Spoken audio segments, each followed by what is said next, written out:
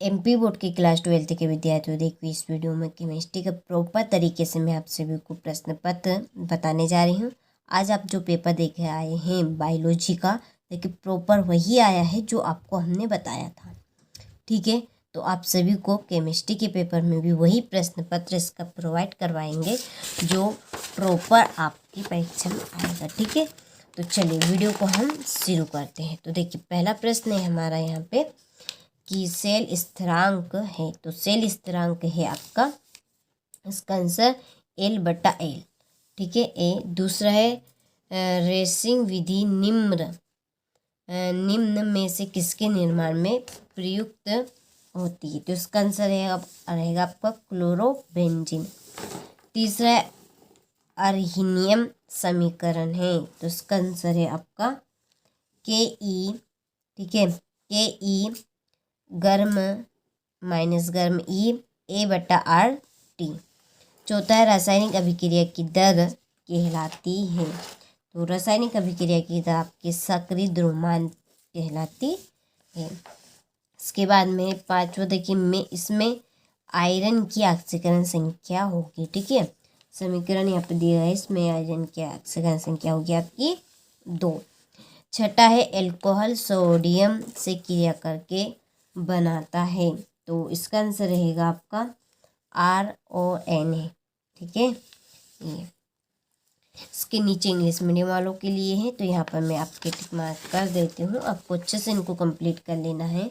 देखिए प्रॉपर ये आपका आएगा, तो आपको बिना देरी किए अच्छे से इनको कंप्लीट कर जाना है। ठीक है, चलिए इसके बाद में चौथे का आपका आंसर ए रहेगा, पांचवे में आपका 2 आएगा और छठे में आपका बी आएगा। ठीक है, चलिए इसके बाद में है रिक्त स्थान की पूर्ति की। जो पहला है आपका क्लोरोफार्म को खुला छोड़ने पर बनने वाला हानिकारक उत्पादन का सूत्र, इसका आंसर रहेगा आपका COCl2। ठीक है, चलिए इसके बाद में है 1 फेरड विद्युत का मान 1.5 कूलाम होता है, तो इसका आंसर है 96,500। तीसरा 1 लीटर विलयन में उपस्थित विलय के मोलों की संख्या 1.5 कहलाती है, तो इसका आंसर आपका रहेगा मोलरता।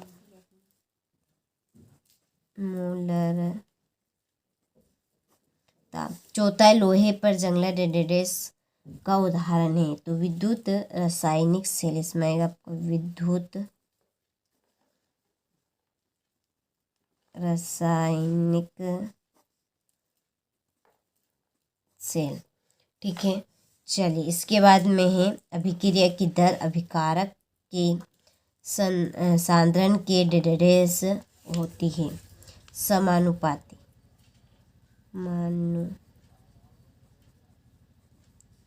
ठीक है, चलिए इसके बाद में छठा कार्बन एमीन परीक्षण केवल 1.5 एमीन होते हैं, तो इसका आंसर रहेगा आपका प्राथमिक।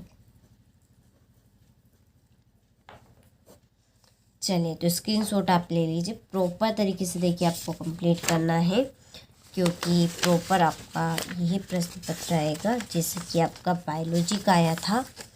ठीक है, चलिए इसके बाद में सही जोड़ी पहली है आपकी यहाँ पे एस्प्रिन की आपकी जो जोड़ी है वो रहेगी 2-एसिटाऑक्सी बेंजोइक अम्ल। दूसरी, ठीक है, यहाँ पर जो आपकी दूसरे ये है, ठीक है, नंबर आपके इधर उधर हो चुके हैं यहाँ पे थोड़े से, तो स्प्रिट फॉर ऑफ वाइन, इसकी आपकी जोड़ी है एथिल एल्कोहल। और तीसरी आपकी ROH, ठीक है, इनके बीच में बंद है आपके, तो तीसरे की आपकी जोड़ी रहेगी ईथर। और चौथा जो है एल्डेनोन की आपकी जोड़ी है कीटोन, और पांचवे की जोड़ी ये रही। ठीक है, तो चलिए यहाँ पर मैंने जोड़ी के नंबर डाल दिए, आपको अच्छे से कंप्लीट करना है। ठीक है, चलिए इसके बाद में एक वाक्य में उत्तर दीजिए। तो पहला है आपका यहाँ पे कि तृतीयक एमीन का एसिटिलीकरण नहीं होता। क्यों?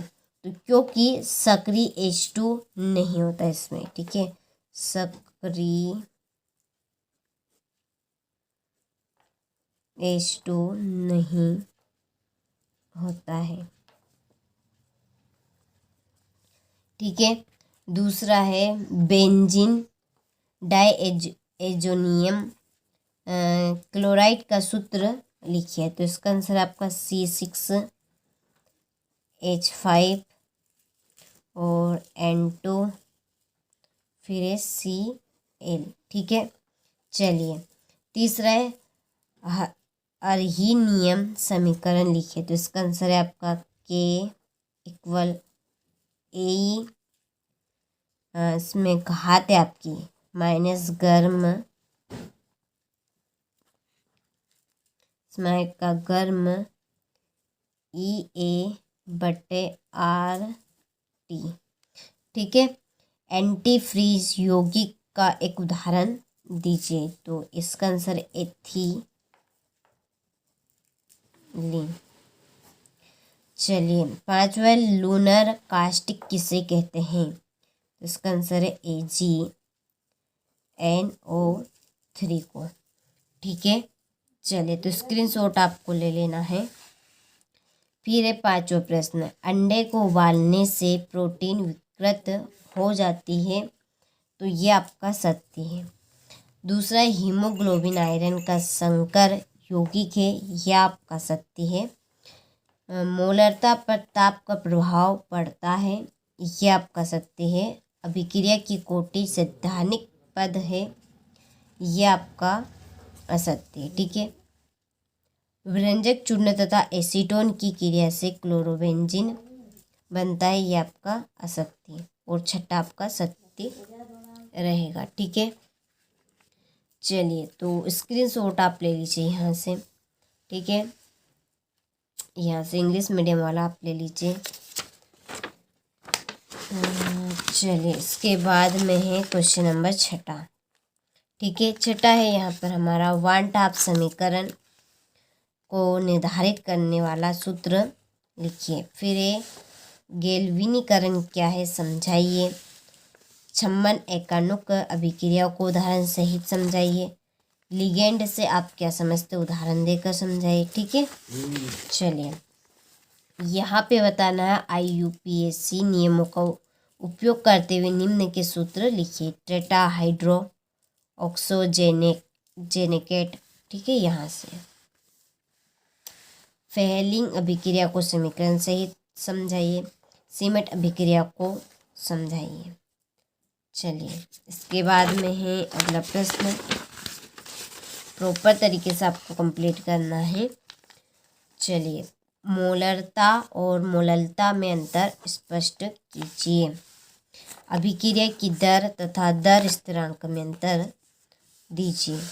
लेंथेनाइट संकुचन क्या है? लेंथेनाइट संकुचन के प्रभाव क्या होंगे? यहाँ से चलिए फिर है फिनोल और एल्कोहल में अंतर स्पष्ट कीजिए। ठीक है, ये आपका 17वां प्रश्न है। हुंसडीकरण विधि पर टिप्पणी लिखिए। सेंडमेयर अभिक्रिया को उदाहरण सहित समझाए। टोलेन अभिकर्मक क्या? इसकी एसीटैल्डिहाइड के साथ अभिक्रिया कीजिए। ठीक है, चलिए फिर है अगला हमारा प्रश्न 19वां।